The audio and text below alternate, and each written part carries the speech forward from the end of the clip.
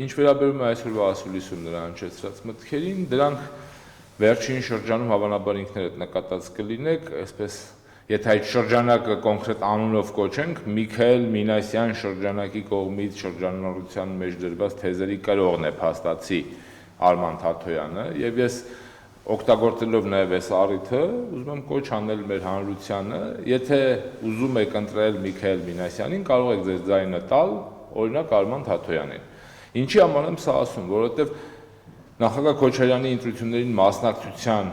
մասին հայտարարությունից այս կողմ հոգեխանգարմունքը տիրում է 3 ճամբարներում. Նիկոլ Փաշինյանի ճամբարում, Միքայել Մինասյանի ճամբարում եւ Արման Թաթոյանի։ Թերևս այս նույն թեզի շրջանակներում ես կարող եմ այդ 3-ին քաղաքական նույն հարթության մեջ դիտարկել։